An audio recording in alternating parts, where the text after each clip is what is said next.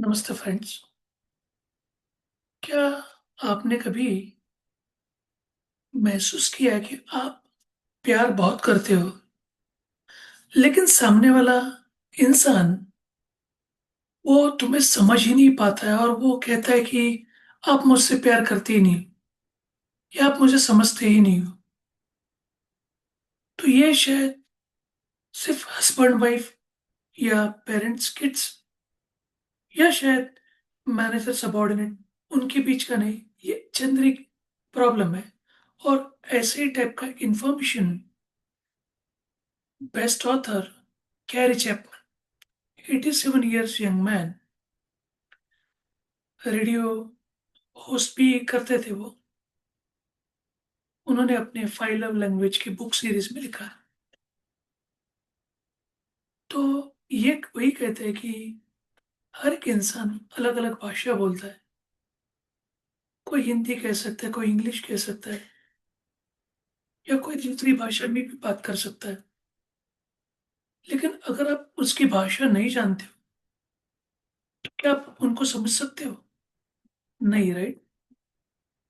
तो उन्होंने कहा कि ऐसा होने के लिए, या ये पांच टाइप के लव लैंग्वेज है।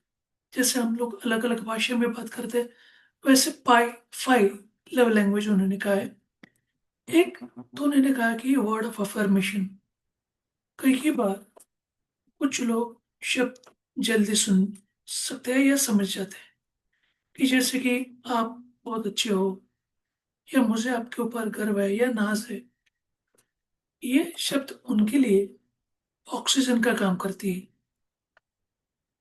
कई लोग क्वालिटी टाइम में ज्यादा बिलीव करते हैं। जैसे कि कोई इंसान आपसे बात करने के लिए आए, और आप अगर मोबाइल में हो या आप अगर बुक में हो, जो आप काम करते हो, वो कुछ बोल रहा है और आप हाँ हाँ बोल रहे हो, तो क्या ये कम्युनिकेशन सही है?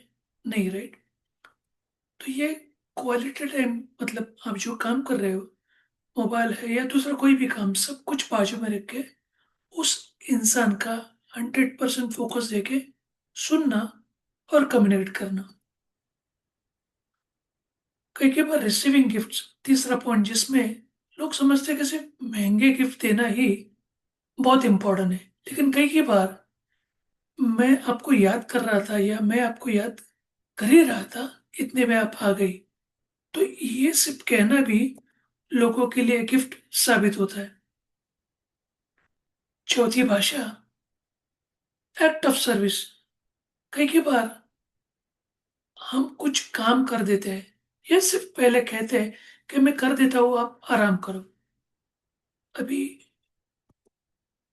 कहने के बाद में काम करना और बिना कह के काम करना, इसमें अंतर है, राइट। तो जो इंसान बिना कहे सामने वाले को समझ के अगर वो काम कर लेता है, ये भी एक्ट ऑफ सर्विस, बड़ी भाषा है, बड़ी लैंग्वेज है। और लास्ट में physical touch. Basically physical touch यानी कई बार हम लोग हाथ पकड़ लेना, या किसी से गले लगना, किसी के कंधे के ऊपर भी हाथ रख देना, इससे वो इंसान सुरक्षित महसूस करता है। तो ऐसे पांच टाइप के लैंग्वेज लेखक ने इस किताब में बताई है। और ये ध्यान में रखना चाहिए, समस्या प्यार की कमी नहीं है, समस्या गलत भाषा का इस्तेमाल करना है। हम अपनी भाषा में प्यार देते हैं, तो सामने वाला अपनी भाषा में प्यार मांगता होता है। जब हम उसकी भाषा में प्यार करते हैं, तो वो रिश्ता गहरा बन जाता है, खिल उठता है। अगर आप हिंदी समझते हो, इंग्लिश समझते हो, अगर मैं स्पेनिश या फ्रेंच या दूसरी कोई भी भाषा में बात करूं, तो क्या आपको समझ में आएगा? शायद मैं बहुत अच्छा भी बात करता होऊंगा, ऐसा मुझे लगता है। लेकिन फिर भी आप वो फील नहीं करोगे। तो मैं जब भी आपके भाषा में बात करूंगा, तब आपको वो ज़्यादा समझ में आ जाएगा और हमारी बॉन्डिंग अच्छी रहेगी।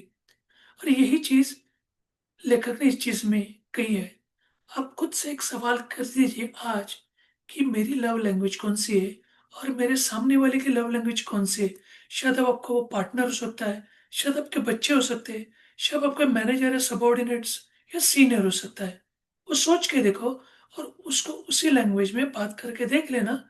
आपको पता चलेगा कि आपकी रिलेशनशिप बहुत बेहतर अच्छी हो चुकी है। प्यार करना आसान है, लेकिन सही भाषा में प्यार करना एक सच्ची कला है और यही कला हमें सीख लेनी चाहिए। होप सो आपको ये बुक समरी से कुछ थोड़ा सा इन्फॉर्मेशन मिला होगा। अधिक जानकारी के लिए आप मुझे मेरे व्हाट्सएप और ईमेल के ऊपर कांटेक्ट कर सकते हैं। डिस्क्रिप्शन में सब कुछ लिखा दिया है। कल वापस मिलेंगे नई स्टोरी या नई शेयरिंग या नई इंस्पिरेशन। तब तक के लिए धन्यवाद। Thanks and bye for now.